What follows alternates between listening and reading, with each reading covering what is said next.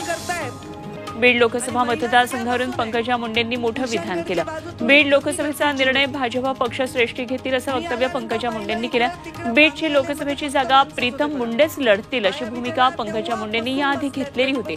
मात्र आता पंकजांनी वरिष्ठांवर हा निर्णय सोपवलाय। स्वतःला दादाची उपाधी दिल्यानं दादा होत नाही असा टोला अजित पवार गटाचे खासदार सुनील तटकरे यांनी रोहित पवारांना लगावलाय।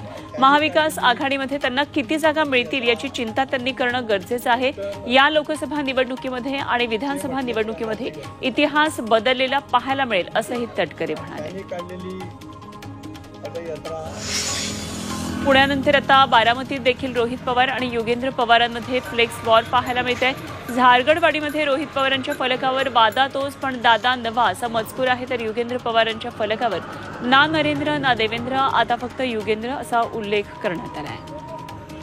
अमृत नोनी आर्थो प्लस, ये एक प्रूवन फॉर्मूला। इसमें मौजूद नोनी फल के गुण और आयुर्वेदिक जड़ी बूटियां शरीर को जरूरी पोषक तत्व देने के साथ साथ हड्डियों और जोड़ों के घिसने, उनमें होने वाले सूजन और दर्द को रोकने में मदद करता है। दर्द मुक्त जीवन के लिए अमृत नोनी आर्थो प्लस। खासदार उदयनराजे भोसले आपल्या हटके स्टाईलमुळे नेहमीच चर्चेत असतात आणि त्यांच्या वाढदिवसानिमित्त साताऱ्यातल्या गांधी मैदानावर शरीर सौष्ठव स्पर्धा घेण्यात आली। या स्पर्धेत कार्यकर्त्यांच्या आग्रहास्तव उदयनराजेंनी त्यांच्या स्टाईलमध्ये कॉलर उडवली। राजेंनी कॉलर उडवताच तरुणांनी एकच जल्लोष दिला। नाशिकच्या सुरगाणा तालुक्यातल्या हदगडमध्ये पॅराग्लायडिंगचा शुभारंभ झालाय।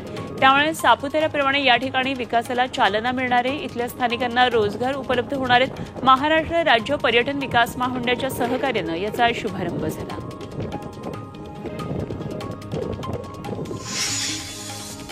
रायगडमधल्या इरसालवाडीतील दरडग्रस्त कुटुंबियांना लवकरच हक्काची पक्की घरं मिळणार आहेत। चौक गावाजवळ पुनर्वसन प्रकल्पाचं काम सुरू आहे। अवघ्या 3 महिन्यात 50% काम पूर्ण झालं। प्रत्येक कुटुंबाला 3 गुंठे इतकी जागा आरक्षित करण्यात आली। त्यामध्ये 603 चौरस फूट घरांचं बांधकाम करण्यात आलं। या घरांसाठी अत्याधुनिक तंत्रज्ञानाचा वापर करण्यात आला। पुण्याच्या